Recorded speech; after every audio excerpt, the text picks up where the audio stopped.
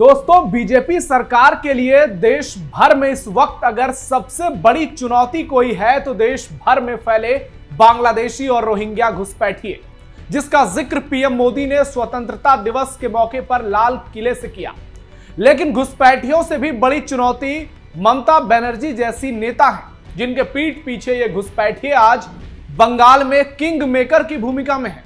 आज देश भर में बांग्लादेशी घुसपैठियों पर ताबड़तोड़ एक्शन हो रहे हैं, चाहे राजधानी दिल्ली हो या फिर उत्तर प्रदेश या उड़ीसा या उत्तराखंड।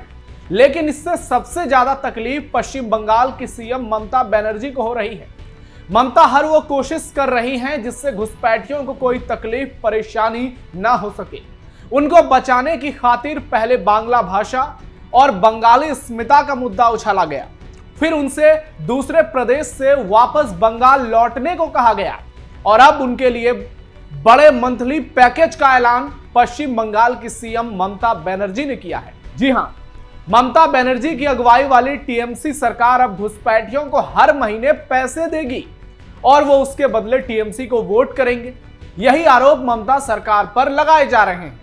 एक और पीएम मोदी घुसपैठियों को देश के लिए सबसे बड़ी चुनौती बता रहे हैं, तो दूसरी ओर ममता के लिए वो चुनौती नहीं, वोट बैंक का सबसे बड़ा जरिया बन गए हैं। और ममता ने यह ऐलान तब किया है जब बंगाल में बहुत जल्द विधानसभा चुनाव होने वाले हैं। नमस्कार, कैपिटल टीवी के स्पेशल शो टर्निंग पॉइंट में आपका स्वागत है। मैं हूं आपके साथ नवेंदु। आज के इस वीडियो में आपको बताएंगे कि पश्चिम बंगाल में कैसे वोट जिहाद चल रहा है और ममता घुसपैठियों के सामने सरेंडर कर चुकी हैं। वीडियो लास्ट तक देखिएगा, बहुत शानदार होगी। घुसपैठियों पर मेहरबान ममता सरकार, बांग्लादेशियों को मिलेंगे हर महीने 5,000। चुनाव से पहले ममता बनर्जी का खेला शुरू, आमने सामने पीएम मोदी सीएम ममता। पश्चिम बंगाल में अगले साल विधानसभा चुनाव होने वाले हैं और उससे पहले सियासी टकराव काफी तेज हो गई है। ममता बनर्जी की सरकार ने प्रवासी मजदूरों के पुनर्वास के लिए एक योजना शुरू की है, जिसके बाद ममता बनर्जी का आरोप है कि बीजेपी शासित राज्यों में प्लान करके बंगालियों पर हमले हो रहे हैं, उन्हें जबरन वहां से भगाया जा रहा है। और इसी के चलते श्रम श्री योजना की शुरुआत पश्चिम बंगाल में की गई है। जी हां, श्रम श्री योजना लॉन्च किया गया, जिसके तहत हर महीने बंगाल लौटने के इच्छुक प्रवासी मजदूरों को 5,000 रुपए की वित्तीय सहायता राशि दी जाएगी। पश्चिम बंगाल के प्रवासी मजदूरों को हर महीने आर्थिक मदद देने वाली श्रमश्री योजना दरअसल एक चुनावी स्टंट है, क्योंकि घुसपैठियों को भी ये उसी तरह से मिलेगा जैसे प्रवासी मजदूरों को मिलेगा।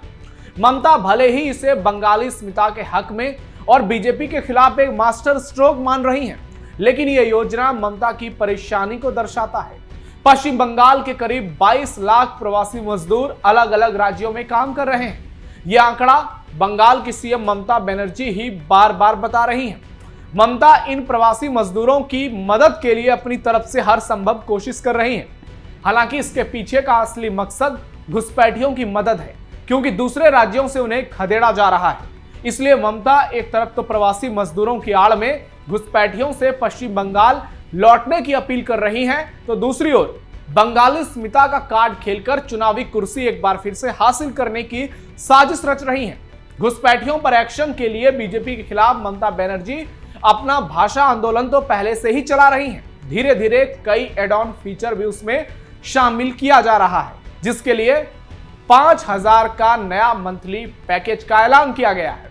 और अब घुसपैठियों को यह विश्वास दिलाया जा रहा है कि अगर वो पश्चिम बंगाल लौटते हैं तो ममता सरकार उनके रहने की न सिर्फ पूरी व्यवस्था करेगी, बल्कि हर महीने उनको 5,000 रुपए दिए जाएंगे, जिससे वो अपनी जिंदगी खुशी खुशी बिना किसी टेंशन के पश्चिम बंगाल में गुजार सकेंगे। सोचिए, अगर ये घुसपैठिए बांग्लादेशी इसी तरह से पश्चिम बंगाल में अतिक्रमण करते रहेंगे तो आने वाले समय में बंगाल के स्थानीय लोगों का क्या हाल होगा, वहां के लोगों की दुर्गति क्या होगी। और सोचिए इसका कितना बड़ा असर आम लोगों की जिंदगी पर पड़ेगा, रोजमर्रा के जीवन पर पड़ेगा।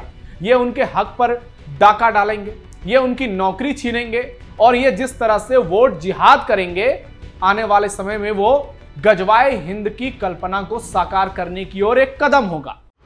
बंगाल में कई सीटों पर घुसपैठिए निर्णायक।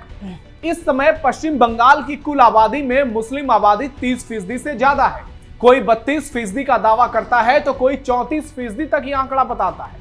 इसमें बड़ी संख्या में घुसपैठिए भी शामिल हैं। मुर्शिदाबाद जिले में सबसे ज्यादा 67% मुसलमान आबादी है। इसके बाद नंबर आता है मालदा का, जहां करीब 52% मुस्लिम आबादी है। फिर 4 जिले और आते हैं।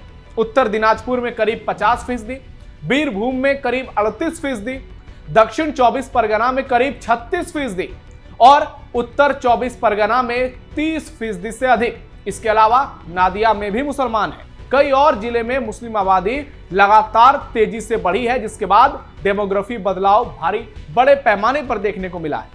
और सबसे खास बात है कि बांग्लादेश की सीमा से सटे सभी जिलों में मुसलमानों की आबादी सबसे ज्यादा बढ़ी है और अब उनका दबदबा देखने को मिल रहा है।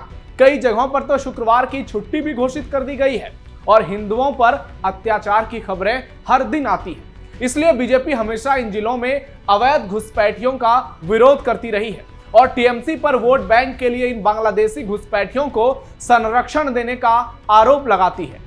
आज पश्चिम बंगाल में घुसपैठियों ने वोटर कार्ड से लेकर राशन कार्ड, आधार कार्ड और पासपोर्ट जैसे दस्तावेज तक बना लिए हैं। ये बीजेपी के आरोप हैं, जो चुनाव में टीएमसी के लिए अहम भूमिका निभाते हैं। आपको बता दें कि सीएसडीएस लोक नीति पोस्ट पोल विश्लेषण के मुताबिक 2021 के विधानसभा चुनाव में 10 में से हर 9 वोट मुसलमानों ने टीएमसी को दिया। इससे आप समझ सकते हैं कि ये टीएमसी के कितने मजबूत काडर वोटर हैं, जिसके दम पर ममता सत्ता में आने की हुंकार भरती हैं और इस बार तो जीत का चौका लगाने की पूरी कोशिश में लगी हैं। हम बंगाल के भारतीय मुसलमानों पर सवाल नहीं उठा रहे, बल्कि केवल घुसपैठियों की सच्चाई बता रहे हैं, जो देश के लिए बहुत बड़ी चिंता है। प्रदेश में 42 लोकसभा सीटों में से 7 सीटें मुस्लिम बहुसंख्यक हैं। 6 ऐसी सीटें हैं जहां पर मुसलमान वोटर निर्णायक हैं। कुल 13 लोकसभा सीटों पर मुस्लिम फैक्टर बहुत महत्वपूर्ण है, जबकि करीब 100 विधानसभा की सीटों पर मुस्लिम वोटर यह तय करते हैं कि जीत किसकी होगी।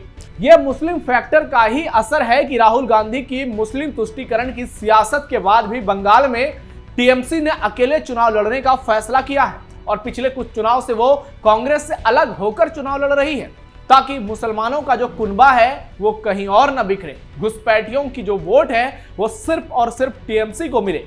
कुल मिलाकर ममता ने घुसपैठियों के सामने सरेंडर कर दिया है।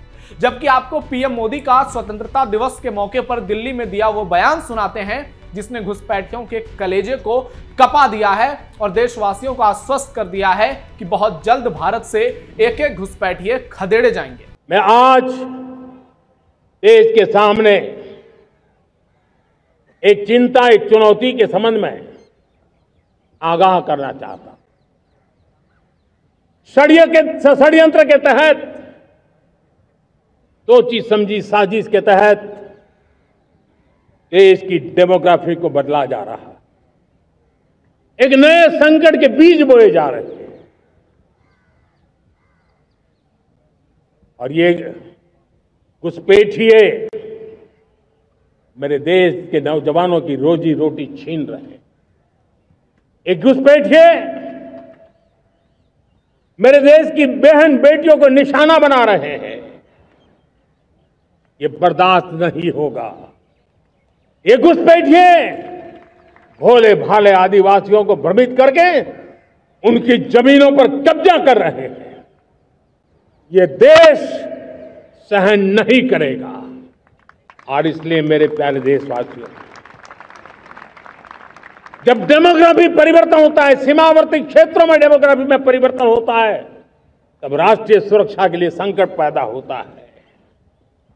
देश की एकता, अखंडितता और प्रगति के लिए ये संकट पैदा, सामाजिक तनाव के बीज बो देता है। और कोई देश अपना देश घुसपैठियों के हवाले नहीं कर सकता है। दुनिया का कोई देश नहीं कर सकता है, तो हम भारत को कैसे कर सकते हैं? हमारे पूर्वजों ने त्याग और बलिदान से आजादी पाई है, हमें स्वतंत्र भारत दिया है। उन महापुरुषों के प्रति हमारा कर्तव्य है कि हम हमारे देश में ऐसी हरकतों को स्वीकार न करें, उनकी सच्ची श्रद्धांजलि होगी। दोस्तों, घुसपैठियों के लिए ममता सरकार इतनी बेचैन है कि बंगाली स्मिता वाली अपनी मुहिम को ममता बनर्जी भाषा आंदोलन के रास्ते सिनेमा हॉल तक पहुंचा चुकी हैं।